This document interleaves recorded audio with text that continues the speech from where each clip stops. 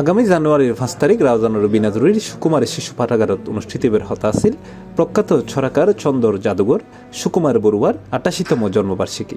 তার ঠিক 3 দিন আগেই শুক্রবার জানুয়ারির 2 তারিখ ভোর 6:55 চট্টগ্রামের রাউজান উপজেলার গহিরের জেকে মেমোরিয়াল হাসপাতালত শেষ নিঃশ্বাস ত্যাগ করছে চট্টগ্রামের এই কিংবদন্তি।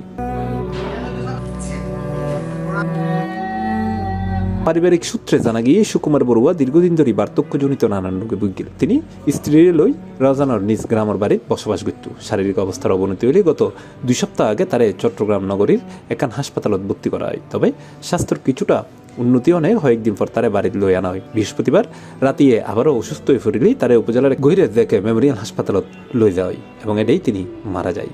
সুকুমার বড়ুয়া লই আমি ছড়া দেখে ছড়ার নাম হচ্ছে খ্যাতিমান ছড়াকার। ছড়া লেখে এই দামে বলো দেখি খ্যাতিকার, বারবার বলবো যে প্রিয় সেই নাম তার।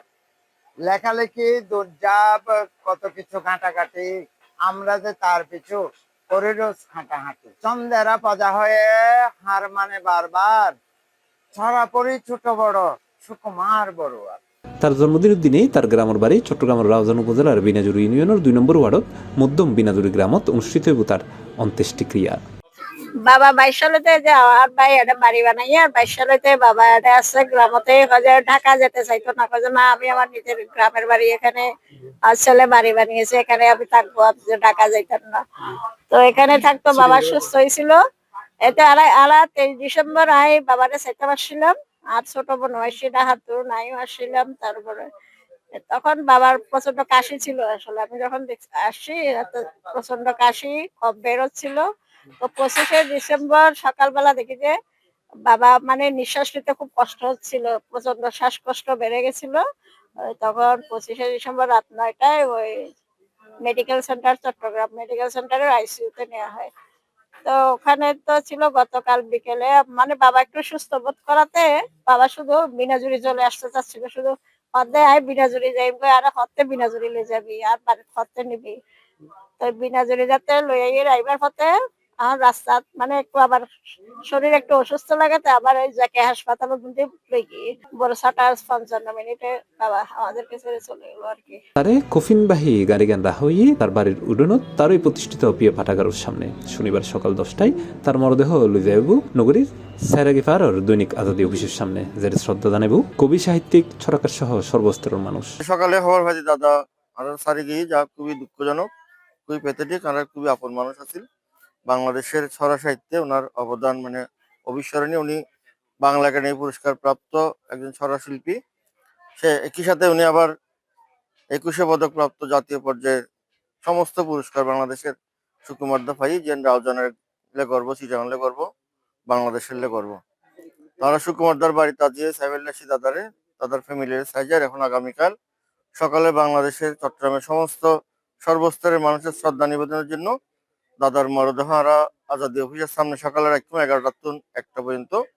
চট্টগ্রামের কবি সাহিত্যিক শিল্পী যারা আছে তারা বিয়াকে দাদারে এটা শ্রদ্ধা নিবেদন করিব। আমরা 2 ঘন্টার জন্য আজাদি অফিসের সামনে যে জায়গাটা, সেখানে আমরা ওনার মরদেহ শ্রদ্ধা নিবেদন করব। খৈরকি সুকুমার বড়ুয়া 1938 সালের জানুয়ারির 5 তারিখ চট্টগ্রামের রাউজান উপজেলার বিনাজুরি ইউনিয়নের মধ্যম বিনাজুরি গ্রামত জন্মগ্রহণ করেছে। তার পিতার নাম সর্বানন্দ বড়ুয়া। মৃত্যুকালে তিনি স্ত্রী ননিবালা বড়ুয়া, 3 কন্যা এবং 1 পুত্র সন্তান সহ অসংখ্য গুণগ্রাহী রাখি কি।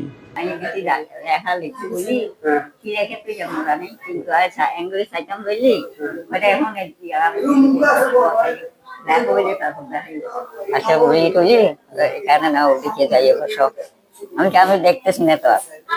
আচ্ছা আর কিনে যাই না বিছানা ঘুমোতে ওই আগে একদম নতুন নতুন তো দেখা যায় বিয়া করিব। তারপর হয় একটু ভালো করে কপি করে দিই, অফিসে জাগিয়ে হয়ে যায় আর এসে রাখি খাই না বা খায়।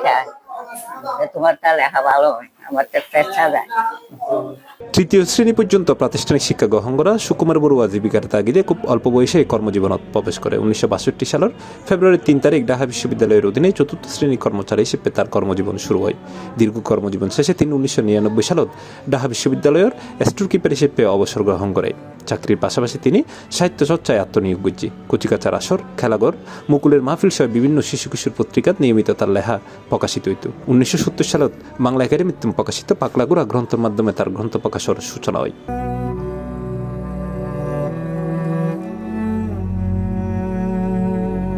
এরপর তিনি একের পর এক অসংখ্য জনপ্রিয় ছড়া গ্রন্থ রচনা করে গিয়ে তার লেখা সিসিং পাক ছড়াও 1972 সালত ফরাসি ভাষায় অনুদিত হয়। 1978 সালত জাতীয় শিক্ষাক্রম ও পাঠ্যপুস্তক বোর্ড কর্তৃক তার লেখা ছড়া তৃতীয় শ্রেণীর বাংলা পাঠ্যপুস্তকত অন্তর্ভুক্ত হয়। এছাড়াও বিভিন্ন বেসরকারি পাঠ্য বইতে তার রচনা স্থান পায়।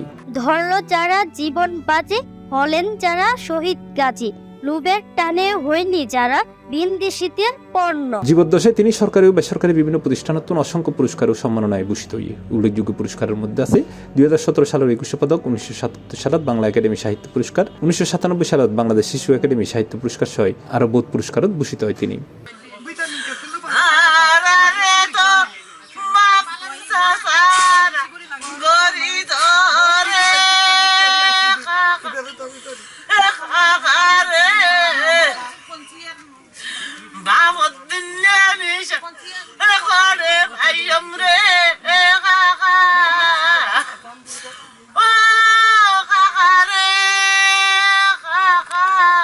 C+ TV, Chittagong.